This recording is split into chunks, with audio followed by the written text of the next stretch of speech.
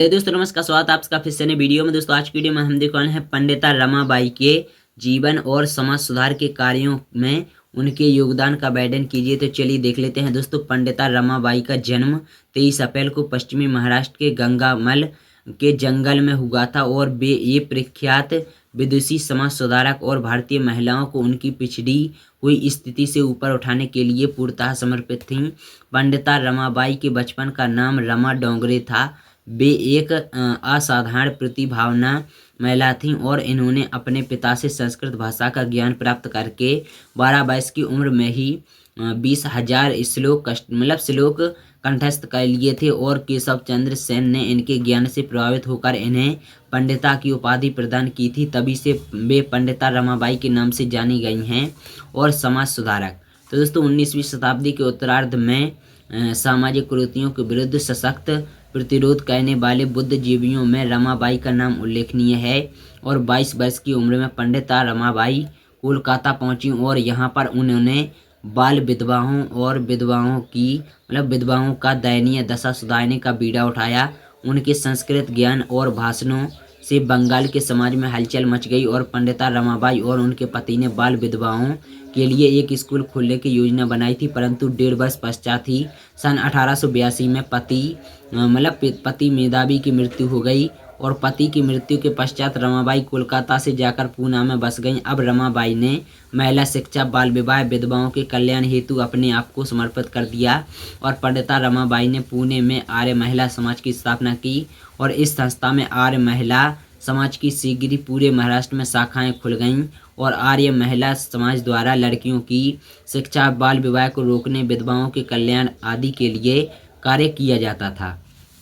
और दोस्तों सन 1882 में ब्रिटिश सरकार ने भारत में आधुनिक शिक्षा हेतु एक कमीशन भी इसकी स्थापना की, जिसमें पंडिता रमाबाई ने सक्रिय भूमिका निभाई एवं अपनी एक रिपोर्ट प्रस्तुत की, जिसमें उन्होंने महिला शिक्षकों और महिला डॉक्टरों और महिला इंजीनियरों की आवश्यकता पर बल दिया। और उन्होंने भारतीय महिलाओं की मानसिकता को देखते हुए उनका इलाज महिला डॉक्टरों द्वारा ही किया जाए, अतः उन्होंने भारतीय महिलाओं को मेडिकल कॉलेजों में भर्ती करने की आवश्यकता पर बल दिया। और पंडिता रमाबाई द्वारा दिए गए सुझाव महारानी विक्टोरिया तक पहुँचे एवं इन सुझावों को लेडी डफरिन द्वारा प्रारंभ किए गए महिला चिकित्सक आंदोलन में शामिल किया गया। रमाबाई के प्रयासों का ही नतीजा है कि सन 1886 में भारत की प्रथम महिला डॉक्टर बनने की उपलब्धि आनंदीबेन जोशी को प्राप्त हुई।